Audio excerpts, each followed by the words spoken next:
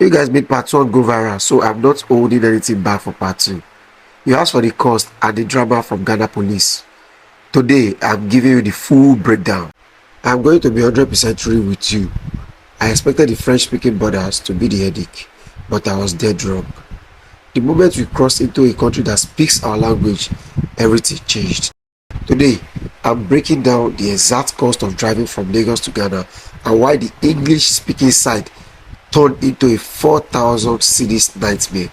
If you are planning this trip, grab a pen. You are going to need these numbers. First stop, Seme border. Now we were moving in a convoy, so we used an agent to kill the stress. It is worth the money. We paid 25,000 naira for the car's brown card insurance, 10,000 naira for international permits, and 5,000 naira for registration. On the Benin side, we dropped 10,000 CFA for the lesser passer and 35,000 CFA for stamping. This was handled by our agents. If you go alone, you might pay less but expect more hits. Also, quick hack: if you have the NIN, you don't need to pay for stamping at the Benin point. Don't waste your money. Crossing into Togo at the Seme border was actually smooth. We did this ourselves, no agents. We paid 12,000 CFA to check out of Benin, 7,000 CFA for the Togo lesser passer, and 400 CFA for registration. Simple, fast, no drama. Now I know you guys want to see everything, but I kept the camera down at the checkpoint in another man's country. You don't play games with border security if you want to keep your documents and your freedom. Safety first, always.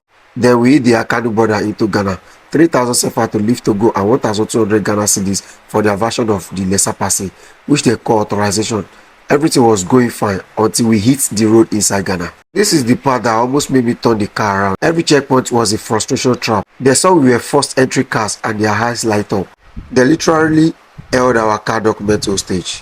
One officer told us we need a specific sticker. Mind you, we just arrived. We told him we are tourists, we will buy it in town. His response: drop 4,000 cedis or you aren't moving. We spent hours begging because they started acting frustrated and angry. I didn't record them because, let's be real, when aggressive officers have your papers in a foreign country, recording is a disaster waiting to happen. We eventually dropped 1,000 cedis just to get our papers back. It's crazy. The francophone countries were more organized and welcoming. But the road through Ghana, nah, that's the only reason I'm hesitating on my Ivory Coast trip. We shouldn't have this issue with people who understand our language. And note, we encountered about 10 checkpoints. Each checkpoint requires money. If they don't claim we are first entry, they will ask for a sticker. We even passed one checkpoint without any officers present.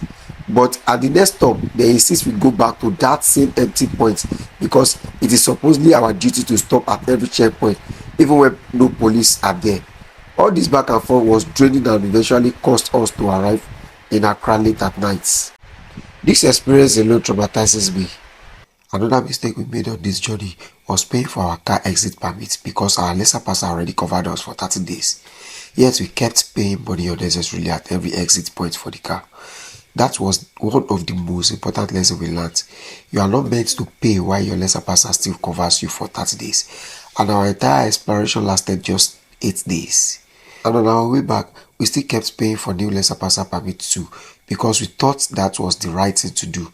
Yet no official corrected us, even when seeing our existing lesser passer before attending to us.